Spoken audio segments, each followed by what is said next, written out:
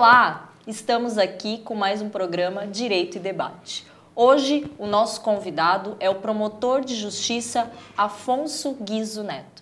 Tudo bem, doutor? Olá, tudo bem? Obrigado pelo convite, é um prazer participar do programa. O doutor Afonso Guizzo Neto já faz algum tempo que eu estou tentando trazê-lo aqui ao programa Direito e Debate, porque ele é o mentor do movimento muito importante, que é o movimento contra a corrupção. Doutor Afonso, fale um pouquinho sobre esse movimento que começou com o doutor e hoje nós já vimos, né, ganhou o país inteiro. O projeto que você tem a ver com a corrupção surgiu em 2004, em Chapecó. Na época eu era promotor da Curadoria da Moralidade Administrativa. Dentre outras atribuições, trabalha no combate à corrupção, no processo, na investigação de casos de desvio de dinheiro público. E até em virtude de observar que, por si só, o Poder Judiciário, a Justiça como um todo, a própria estrutura do Ministério Público não dava vazão a um problema que é muito complexo, que é muito extenso, que é muito grave no país, a gente viu que, além dessa participação e das atribuições judiciais, extrajudiciais do Ministério Público, a atuação preventiva junto à sociedade, chamando a sociedade para trabalhar o problema, Sim. era decisiva. Por isso essa reflexão, né, o que todos nós temos a ver com a corrupção. E realmente me parece que o objetivo inicial foi alcançado, que é longe de trazer todas as respostas, ou a fórmula mágica, um salvador da pátria para salvar a corrupção, que não existe, no nosso entender, mas trazer as pessoas, cada cidadão, os alunos, as crianças, os adolescentes, os adultos, a reflexão, né? De que forma a corrupção afeta a minha vida? Isso é um problema meu? Sim, é um problema nosso. Como eu posso interferir nesse processo efetivamente? Longe de discursos, né? Como eu posso, na prática, no meu dia a dia, na minha escola, no meu colégio, no meu bairro, na minha casa, quer dizer, no meu universo, como é que eu posso contribuir e ajudar a atenuar essa cultura da corrupção? E, doutor, quais são as medidas que são realizadas pelo movimento? Porque a corrupção não é um problema do Brasil. Não é que muita gente fala, o Brasil, país corrupto.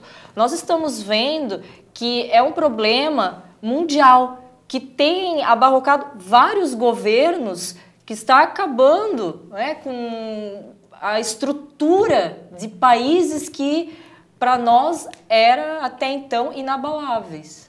Sem dúvida, acho que essa tua observação é bastante importante. É evidente que cada país tem o seu aspecto peculiar, né? O Brasil tem o seu aspecto peculiar, assim como todos os países que foram colonizados por Portugal e Espanha, claro. por exacerbar, dar uma grande importância à cultura patrimonialista. Resumindo, o que é essa cultura patrimonialista?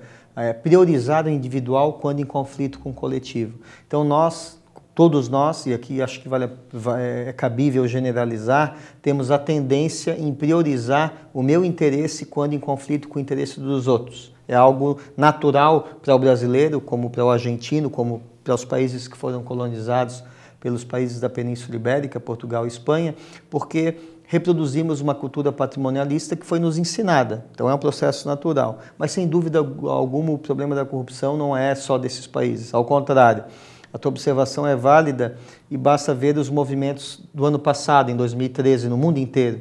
Começando pela Primavera Árabe, nos Estados Unidos, Wall Street, na Espanha, por exemplo, Los Indignados, quer dizer, todos os movimentos, como ocorreu no Brasil, os movimentos nas ruas de julho de 2013, todos os movimentos que tiveram alguns denominadores comuns. Primeiro deles, a falta de representação ou de representatividade dos nossos governantes, dos nossos representantes políticos. Segundo, o foco principal desses movimentos foi a corrupção acentuada nos governos e, em decorrência disso, a própria impunidade, quer dizer, a corrupção identificada e a falta de punição. Isso foi um denominador comum desses movimentos e o Brasil não fugiu à regra. Então, acho que o fator principal, e isso serve de alerta, nós estamos no ano eleitoral, com certeza. Não só para o nosso eleitor, que não pode vender o seu voto, é evidente, que não pode votar por amizade. Eu vou escolher, eu já ouvi as pessoas falarem isso, eu vou votar no fulano porque ele é meu amigo. A coisa pública não é o quintal de casa. Ele é teu amigo, o comprometimento dele vai ser pontual, muitas vezes ele está pagando caro pelo cargo público. existem candidaturas milionárias. Como é que pode uma candidatura a deputado custar 5 milhões, 10 milhões? Como pode uma candidatura a governo de estado custar 50, 100 milhões? São cifras absurdas. Então, algo não fecha nessa matemática. Mas o principal de tudo não é só achar defeitos e equívocos. É um processo cultural, independente de partido. Não que a gente vá aceitar no partido A, B ou C, não. A corrupção, a impunidade, ela deve ser acabada, a gente deve se contrapor a esse tipo de situação em qualquer governo. Não importa se de esquerda, se de direita, mas o que eu quero dizer é que não é um problema do partido A, B ou C, é um problema cultural. A corrupção está na estrutura da política nacional, por isso alguns autores chamam atenção para o professor Fernando Ramírez, professor espanhol, que é um dos maiores estudiosos da corrupção no planeta. Ele diz que, efetivamente, o caminho é alterações e modificações institucionais, não só uma reforma política, coisa muito mais ampla, e que, efetivamente, e aí não só os nossos políticos, todos nós temos uma disposição de cumprir essas alterações institucionais. A lei, a regra, ela tem que servir para ser observada por todos. Porque a partir do momento que eu quero que o outro cumpra e eu posso, o meu é diferente, as coisas não funcionam. Exemplo histórico da Itália, em 1990, meados dos anos 90, onde uma crise institucional na Itália gerou alterações institucionais. Resultado, zero. Porque a população como um todo não resolveu cumprir essas modificações institucionais. Suécia. A Suécia, década de 1809, mais precisamente, saiu de uma guerra com a Rússia, onde perdeu parte do seu território, hoje a Finlândia.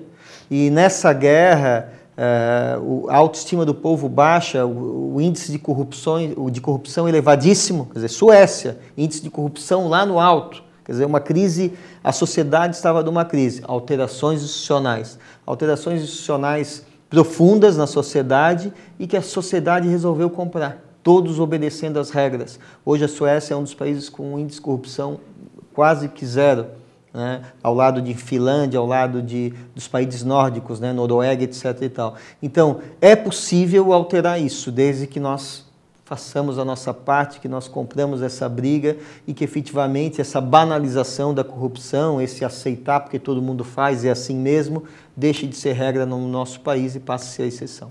Sim. Nós vamos para um breve intervalo e até vamos continuar isso que o doutor Afonso falou sobre aceitarmos a corrupção, e é uma verdade, mas no próximo bloco a gente continua.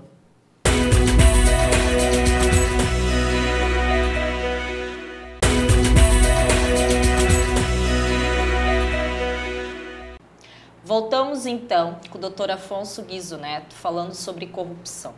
Dr. Afonso, aquele assunto anterior que estávamos falando sobre a questão de aceitarmos a corrupção, eu mesmo costumo falar o seguinte, é um erro crasso, mas eu já falo isso. Eu digo assim, olha, hoje eu não espero que o político não seja corrupto, que ele não passe a mão nos cofres públicos. Mas assim, pode roubar, que até a palavra certa não é roubar, mas a gente fala, pode roubar, mas faz pelo governo, faz pela cidade, faz pelo Estado, porque a gente já tem aquela tônica de todos fazem. E até eu trago o que eu vi na sua página, tem a história do Marcos, que lhe interpelou na rua, né? E foi bem essa questão que está todo mundo, mas são todos corruptos, são todos, até a palavra dele, né? Foi safado, aqui vamos usar, são todos corruptos. E é uma grande verdade, a gente já está naquela coisa de aceitação, né? De, não, mas ele rouba, mas pelo menos ele fez. Na verdade, tem até uma pesquisa bastante interessante do Ibope de 2007, no pós-eleição. Então, uma pesquisa que, em princípio, às vezes se questiona as questões das pesquisas no pré-eleitoral, de eventual manipulação e compra, mas penso que não seja o caso, porque é uma pesquisa do Ibope após as eleições de 2006. E essa pesquisa traz dados mais ou menos no que tu estás observando. E o que mais chama atenção é que mais 80% dos brasileiros daquela época admitiam que os seus governantes estavam ali para defender só os seus interesses particulares e que aqueles que seriam eleitos também só iriam cuidar dos seus interesses próprios e dos seus grupos corporativos, etc. Quer dizer, a população que se danasse. Era uma percepção de mais de 80% do eleitorado brasileiro em 2007. Nessa mesma pesquisa, a gente pega um outro dado que também chama atenção. Quer dizer, o eleitorado que votou naquelas eleições, quase 9 milhões de brasileiros, naquela época, um número elevadíssimo, admitiram ter recebido a proposta de compra do voto de candidatos. Não, eu recebi, o candidato quis comprar o meu voto, seja com cargo em comissão, seja com a promessa de emprego, seja com dinheiro. Quer dizer, nessas eleições, eu não sei se tu visse na internet, no site, acho que na G1, se eu não me engano, fazendo aqui até para o pessoal consultar, no Ceará, no estado de Ceará, os políticos estavam reclamando, oficialmente reclamando, mas o que os políticos do Ceará estão reclamando nessas eleições? Que o voto inflacionou, o voto está muito caro, que a população, quer dizer... A que ponto chegamos? A que ponto chegamos, que entra nesse teu contexto, né? A banalização da corrupção, a aceitação, ou mesmo nessa tua observação, que nessa mesma pesquisa de 2007, 4% do eleitorado admitiu aceitar o famoso rouba mais faz. Pelo menos ele faz. E é evidente que nós não podemos aceitar essa situação. A passagem do Marcos, esse jovem estudante que talvez esteja nos ouvindo agora em casa, realmente foi inesperada, mas dentro do aspecto negativo da concepção dele, da realidade e do efeito da corrupção, foi muito rico essa experiência de um jovem, aproximadamente dos seus 14, 15 anos, me indagar na rua: tu és o promotor da corrupção? Eu disse: não sou promotor da corrupção, eu sou de combate à corrupção. Mas me diz uma coisa, todo político é safado? E eu tentei dialogar, mostrar a complexidade do problema da corrupção, mas ele insistia: tá, mas me diz, todo político é safado ou não é? E eu disse para ele: olha, nem todo político é safado, a gente tem bons nomes, existe um vício. Hoje, cada vez é mais difícil um político se eleger sem comprar voto. Se virou um grande negócio, como a gente falava no bloco anterior, quer dizer, eleições milionárias que o salário de deputado, ou de governante, ou de vereador, ou de deputado estadual, federal, seja senador, nunca vai recuperar um dinheiro investido naquela eleição, então alguma coisa está errada. Então nós temos que chamar a atenção. Eu penso que não podemos generalizar. Respondendo o Marcos, todo político é safado? Não, nós temos bons nomes. Existe uma boa parte da classe política que está desgastada e plantou para esse problema, que realmente compra o voto, que realmente age na coisa pública como fosse privada. Quer dizer, boa parte dos nossos governantes, infelizmente, dão esse mau exemplo. São casos de corrupção, e torna a repetir, independente de partido, que vão se repetindo. Se banalizou na coisa pública a troca de cargos e benefícios, quer dizer, o presidente da República, não importa o partido, o governador, não importa o partido, o prefeito, não importa o partido, via de regra, isso a gente assiste em todo o Brasil, para que os vereadores votem com o prefeito, para que os deputados votem com o governador, para que a Congresso Nacional vote com o presidente da República, se barganha. Você vota comigo que eu lhe dou um ministério.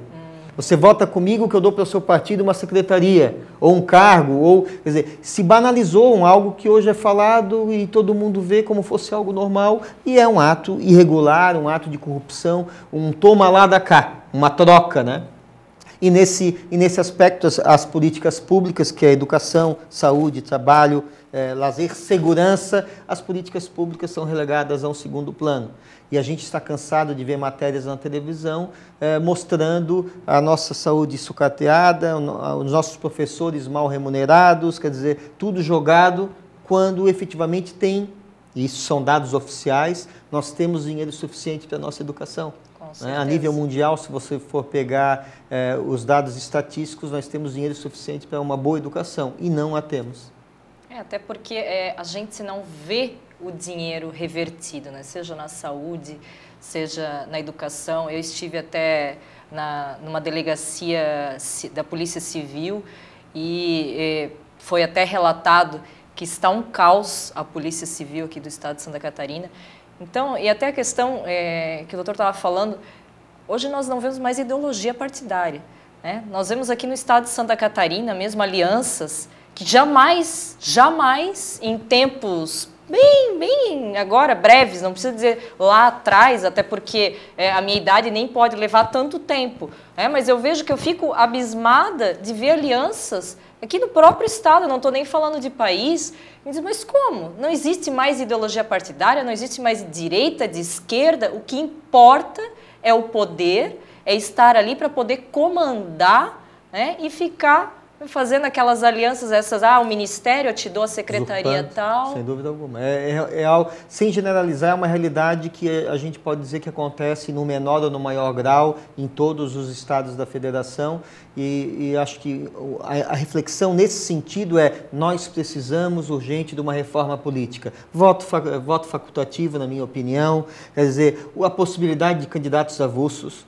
Quer dizer, os partidos que teriam uma razão de ser, na prática não têm essa razão de ser, foi a tua observação. Exatamente. Quer dizer, a reforma política é urgente. E se nós, você que está em casa, nós todos juntos não pressionarmos, essa reforma não vai sair. Porque quem está com dinheiro no bolso, quem está com poder, quem está lá usurpando a coisa pública, quer continuar desse jeito. Então depende de nós que tudo isso mude.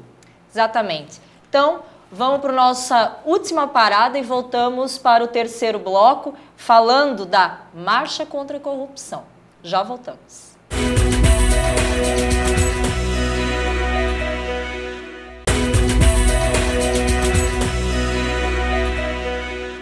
Voltamos então para o nosso último bloco. Doutor, tem uma frase sua aqui: democracia igual a renovação. A alternância no poder, em regra, é benéfica e saudável para todo o sistema social. É a essência do regime democrático de direito. Sim, essa é uma opinião particular minha, né? Porque às vezes as pessoas perguntam, aliás, muita gente tem me perguntado, acho que até queria inicialmente fazer essa observação, em virtude dos contatos, não só em Santa Catarina, mas no país inteiro, Afonso, em quem eu devo votar? Em quem eu devo votar? Eu digo sempre o seguinte, olha, você deve votar num candidato a partir de uma escolha própria sua. A gente não pode terceirizar a escolha do voto. Independente de partido, independente de convicção ideológica, eu tenho que analisar o meu candidato, o histórico dele, o envolvimento dele com casos de corrupção, por exemplo, ou o envolvimento dele na comunidade. Enfim, eu tenho que escolher. Isso é algo que você que está em casa vai ter que fazer por si próprio. Não é alguém que vai dizer, vote nesse que é o melhor para você. Você vai escolher de forma consciente, independente de partido, qual é o melhor candidato para você. E entrando na tua observação sobre essa manifestação que eu fiz nas redes sociais. Se você for pegar o princípio do regime democrático, que é a maioria determinar os rumos das escolhas públicas, né, das políticas sociais, você vai ver que, via de regra, isso é quase a história da humanidade demonstra isso, que o exercício contínuo do poder, por mais bem intencionado que seja a pessoa, por mais ético que seja a pessoa, o exercício contínuo do poder corrompe. O exercício contínuo do poder, ele vicia, vícios que às vezes, muitos dos quais nós falamos aqui durante a entrevista. Sim. Quer dizer, a alternância no poder, a renovação, esse respiro, esse oxigênio novo, ele fortalece o regime democrático, ele é a essência do regime democrático e torna a repetir, independente de partido, a alternância do poder. Eu vou usar isso, eu cidadão, vou usar nessas eleições esse critério, o critério de alternância. Para presidente da República, para deputado, para governador, é um critério meu próprio de cidadão. Eu vou ver as melhores propostas que eu acho, vou pesquisar na internet, vou ouvir atento as propostas que são factíveis, porque tem muita gente prometendo a Babilônia quando é impossível, e a partir desse critério que eu acho que é fundamental para a democracia, a alternância no poder, a renovação, e nós temos muita gente nova aí querendo demonstrar serviço, eu vou utilizar esse critério no meu voto e eu espero que quem esteja em casa usando ou não esse critério use a consciência, não venda o seu voto e acorde para esse grande diga não à corrupção que a gente tem que fazer antes das eleições, durante as eleições e após as eleições. Exatamente. Então, essa questão da alternância, eu também sou muito contra a reeleição. Vieram me questionar em quem que eu iria votar. Aí eu falei, vou votar para o governo, vou votar no fulano, né, para presidente no fulano. Mas tu vai votar, será que isso... Eu falei, olha, se vai melhorar, eu não sei, mas continuar no mesmo, isso eu não concordo. Né? Alguma coisa vai mudar. Se vai mudar para pior, espero que não. Né? Mas precisa de algo novo, exatamente isso, é um oxigênio novo. Né? É necessário essa troca, até porque são novas ideias que podem, alguma delas pode ser absorvida. Então, essa questão, e a compra de votos, esses dias eu ouvi uma questão do seguinte, das campanhas milionárias, que o dinheiro vem normalmente de pessoa jurídica. Uma pessoa jurídica não vota, né, doutor? É verdade. É um grande... Está lá o ministro Gilmar Mendes, do Supremo Tribunal Federal, com todo o respeito, sentado em cima de um processo importante, uma ação direta de inconstitucionalidade da Ordem dos Advogados do Brasil, que questiona justamente essa questão da legalidade e transparência das doações eleitorais, Sim. que é uma briga do meu amigo, o juiz de direito Marlon Reis, um dos cabeças da Lei Ficha Limpa, e que a gente tem que saber, você tem que saber, o candidato X está recebendo a doação de tanto da empresa tal. Aliás, não é regra, mas eu acho que o autor também, o eleitor, perdão, deve usar como critério também a questão do número dos valores da doação, porque quanto maior a doação que um candidato tem, maior o comprometimento dele com um determinado ou com determinados grupos. Sim. Eu estava vendo os dados oficiais das campanhas da Presidência da República. Nós temos a atual presidente com doações que ultrapassam a soma dos outros dois candidatos. Né? O outro candidato é o dobro da última candidata, que agora, com todo respeito, eu não estou aqui declarando voto, mas virou, quer dizer, o que fizeram inclusive com Lula lá no passado, né? O terrorismo do medo, isso aí me choca, né? E ver que ainda nós temos espaço para esse tipo de uso politiqueiro, de picuinhas e de terror que é feito. Aliás, ontem, num grande canal de TV aberta, eu via 3 cientistas políticos de renome aqui no Brasil, estabelecendo o seguinte: a eleição presidencial está aberta, não tem nada decidido, ela vai ser apertada, seja qual for o candidato que vai ganhar, nós não vamos entrar numa crise institucional.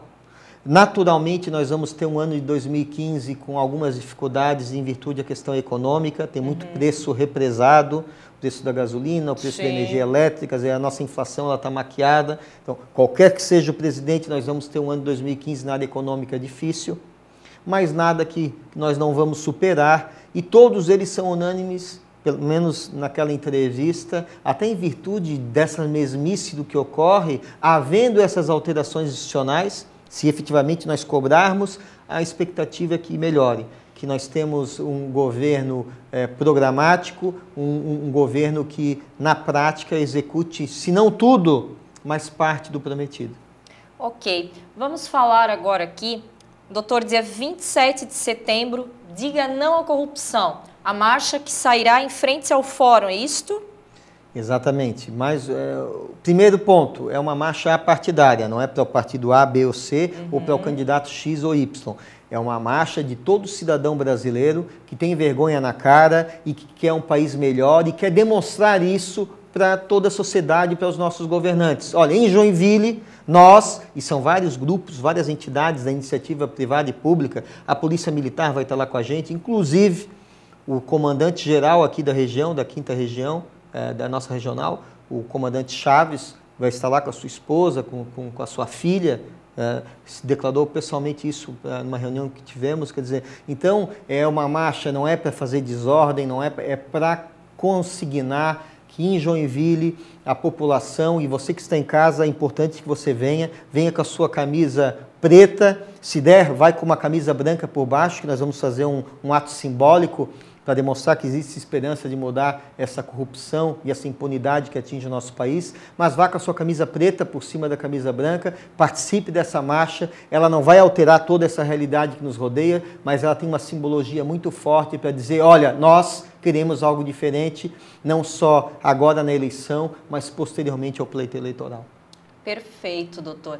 Participe, não deixe de participar. Uma coisa que eu coloquei, Não espere pelo outro.